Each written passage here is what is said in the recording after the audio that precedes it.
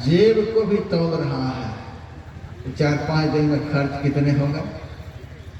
Hospital में खर्च करते हैं तो जेब को नहीं तौलते हैं, होटल में खाते हैं तो जेब को नहीं तौलते, अंधाधुंध खा रहे जो मन आया।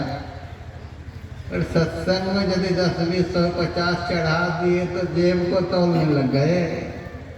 सत्संगी बहुत दान पुण्य करने में जेब को तौलने में लगे रहते हैं। जो धन को तौल रहे हैं, तन को तौल रहे हैं, तो क्या चढ़ेंगे? तन मन डारी चढ़े श्रद्धा से, तन को न्योछावर, मन को न्योछावर, धन को न्योछावर, समग्र संसार को जो न्योछावर कर देगा। जब शरीर हल्का होगा तभी तो कोई फिसलनदार पेड़ पर जैसे तैसे चढ़ेगा। क्विंटल का बोझ लेकर कोई चढ़ना चाहेगा तो चढ़ पाएगा? हल्का शरीर हो, केवल शरीर हो। अब पहले हम अंधाधुंध बड़ा से बड़ा पेड़ पर चढ़ जाता, अब शरीर भारी हो गया, पेट भारी हो गया, अब छोटा पेड़ पर भी हम चढ़ नहीं पाते हैं। हल्का शरीर से चढ़ना होता है। उसी तरह से जिन्होंने उस फल को पाने के लिए सब तरह से अपने को हल्का कर लिया है, वही आदमी उस फल को भक्ति रूपी पेड़ पर चढ़ता हुआ प्राप्त कर सकता है। जो धन से लदा हुआ है, तन से लदा हुआ है, स्वजन संबंधियों से लदा हुआ है, सारे संसार के बोझ को जो माथे पर लाद रखा है, वह भक्ति रूपी फिसलनदार पेड़ पर चढ़ नहीं सकता और परमात्मा रूपी फल को प्राप्त नहीं कर सकता।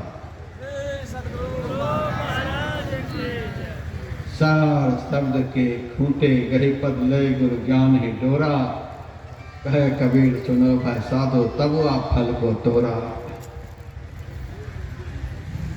सार शब्द रूपी खूंटे पर पैर को टिका टिका करके, सूरत रूपी चरण को टिका टिका करके और दृष्टि रूपी हाथ के बल से गुरुदेव के ज्ञान रूपी रस्सी का सहारा ले ले करके भक्ति रूपी पेड़ पर चढ़ना होता है, ऊंचाई तक पहुंचना होता है। और ऊंचाई तक पहुंचकर कहे कबीर सुनो भाई साधो तब आप फल को तोड़ा। परमात्मा रूपी मीठा फल को ग्रहण करके जीवन और जन्म को धन्य बना लेता है। यही भक्ति की महिमा है। भक्ति की यही महिमा है। जो भक्ति करेगा तो परमात्मा रूपी मीठा फल को पाकर के सदा सदा के लिए शाश्वत संतुष्टि को प्राप्त कर लेगा। उनका जीवन अमर हो जाएगा, अमर जीवन का वह आनंद लेगा। यह भक्ति की महिमा है। यही सब सुनाने के लिए, समझाने के लिए, बतलाने के लिए 2 दिनों का कार्यक्रम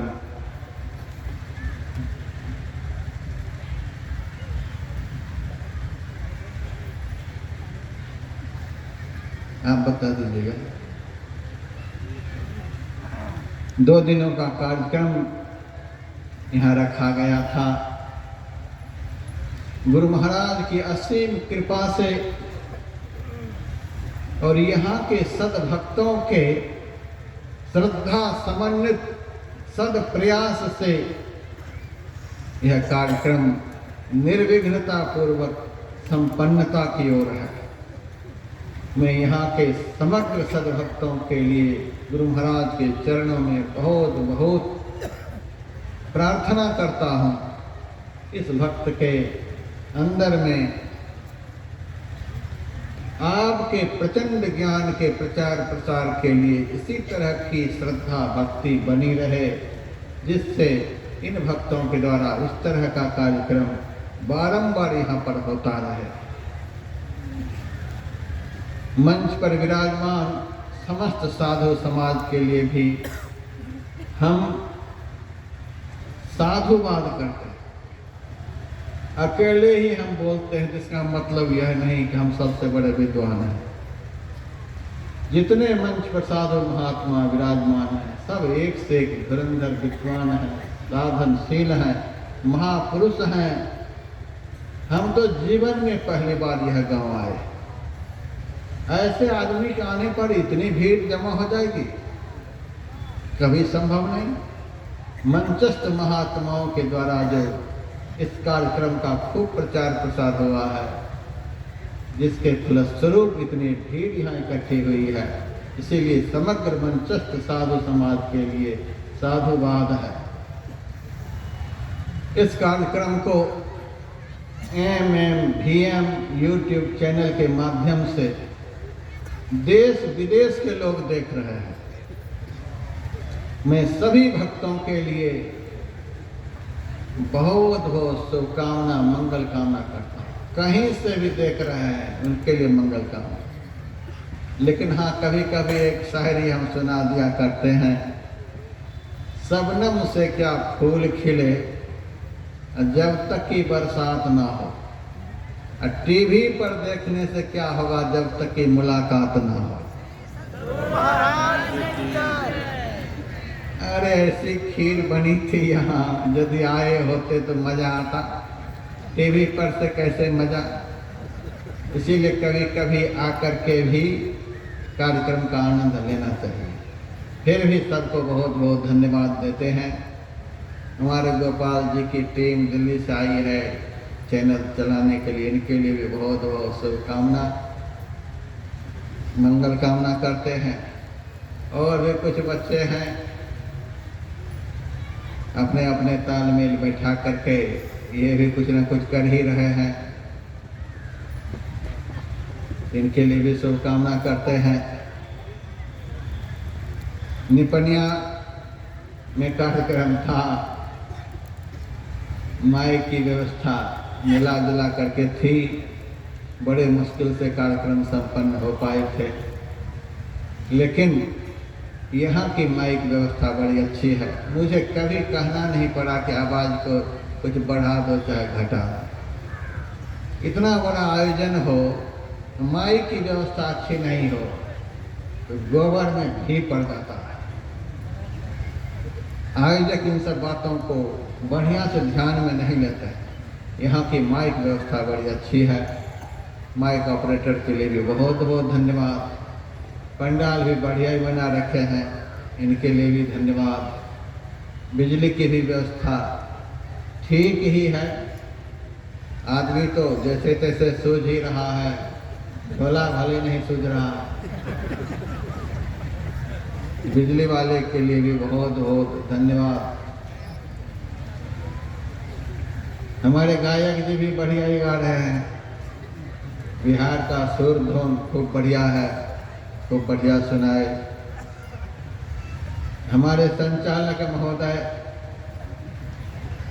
जो एक भी योग्यता मुझ में नहीं, मेरे विषय में इतना पहुंचा देते हैं कि हमको उतरना मुश्किल होता है।